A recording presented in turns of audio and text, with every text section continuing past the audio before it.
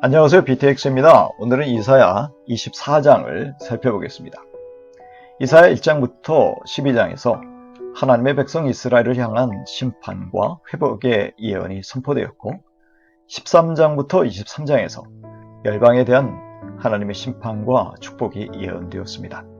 이어서 24장부터 27장은 세상의 종말에 일어날 전 우주적인 하나님의 심판과 당신의 백성에 대한 구원이 예언되고 있습니다. 그래서 24장부터 27장의 4장에서는 온 세상이 그 배경인 것이지요. 하나님은 이 세상을 완벽하게 파괴하셔서 황폐하게 하실 것이라고 하십니다. 하나님이 땅을 뒤엎으시니 사람들 역시 흩어질 것입니다. 6쌍으로 이루어진 대조적인 표현들은 하나님의 심판이 종교적, 가정적, 사회적, 경제적 신분 등의 차이와 상관없이 모든 사람에게 예외 없이 공평하게 임할 것임을 강조하고 있습니다. 이 모든 황폐함은 하나님이 그렇게 하실 것이라고 선언하셨기 때문에 확실할 것입니다.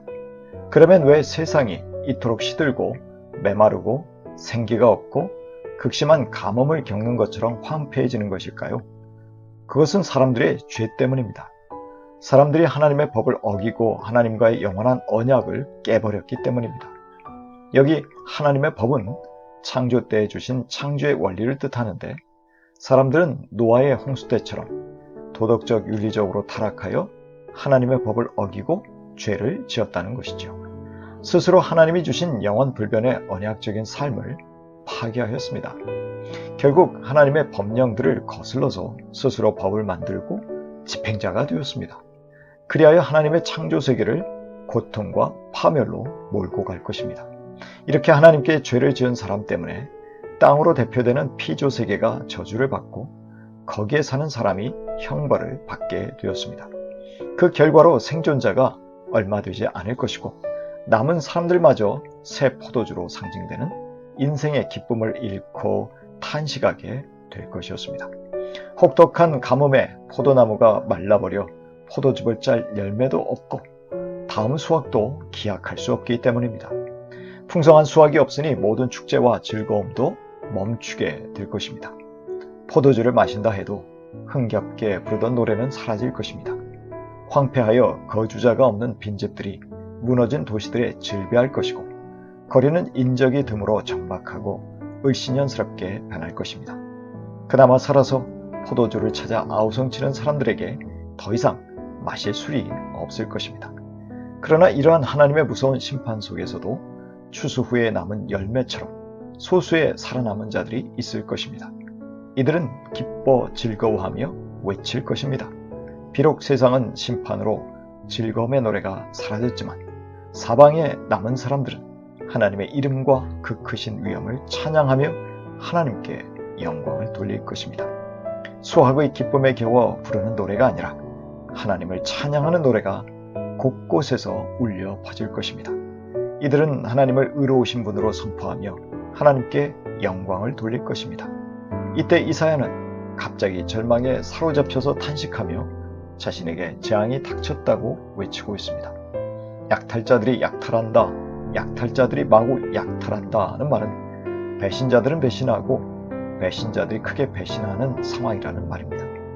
이사야는 같은 어원에서 비롯된 단어 5개로 문장을 구성했습니다. 하지만 배신자, 약탈자들만 위기를 맞은 것이 아닙니다.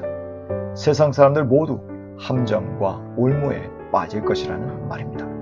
아무리 이들이 애써 위기를 벗어나려고 해도 온 세상을 뒤흔드는 대격변을 피할 수 없을 것이라는 말입니다. 땅은 흔들리고 갈라지고 부서져서 더 이상 회복이 불가능하게 될 것입니다. 그러나 천재의 격변을 동반한 무시무시한 심판의 날에 의인들은 오히려 잔치를 벌이며 노래를 부를 것입니다. 이날 하나님은 당신을 대적하는 하늘의 악한 세력을 벌하실 것이요 땅에서 그들과 연계되어 하나님을 대적하던 인간 왕들도 심판을 받을 것입니다. 이들은 한동안 죄수처럼 감옥에 갇혀 있다가 최종적으로 처형당할 것입니다. 이들에 대한 즉각적인 처형이 지연된다고 하더라도 반드시 이들에 대한 심판은 이루어질 것입니다. 당신에게 반역한 자들을 천다하신 만군의 주님은 그의 보좌에서 온 우주에 대한 통치권을 확인하실 것입니다. 그 영광 앞에서 달과 해도 빛을 잃을 것입니다. 그리고 하나님은 시온산에 앉으시고 하나님의 백성들의 대표인 장로들과 그 백성들은 하나님의 영광을 보게 될 것입니다. 요한계시록 20장 11절 이하입니다. 나는 크고 흰 보좌와 거기에 앉으신 분을 보았습니다. 땅과 하늘이 그 앞에서 사라지고 그 자리마저 찾아볼 수 없었습니다. 나는 또 죽은 사람들이 큰 자나 작은 자나 할 것 없이 다 그 보좌 앞에 서 있는 것을 보았습니다. 그리고 책들을 펴놓고 또 다른 책 하나를 펴놓았는데 그것은 생명의 책이었습니다. 죽은 사람들은 그 책에 기록되어 있는 대로 자기들의 행위대로 심판을 받았습니다. 바다가 그 속에 있는 죽은 사람들을 내놓고 사망과 지옥도 그 속에 있는 죽은 사람들을 내놓았습니다. 그들은 각각 자기들의 행위대로 심판을 받았습니다. 그리고 사망과 지옥이 불바다에 던져졌습니다. 이 불바다가 둘째 사망입니다.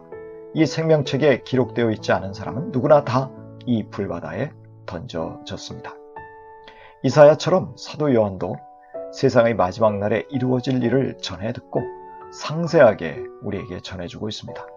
그리고 이 날은 진노가 아니라 구원의 날이 될 것이기에 우리는 기대와 소망으로 그 날을 기다려야 할 것입니다. 아울러 우리는 서로서로 격려하고 덕을 세우기에 힘써야 할 것입니다. 데살로니가전서 5장 9절 이하입니다. 하나님께서는 우리를 진노하심에 이르도록 정하여 놓으신 것이 아니라 우리 주 예수 그리스도로 말미암아 구원을 얻도록 정하여 놓으셨습니다.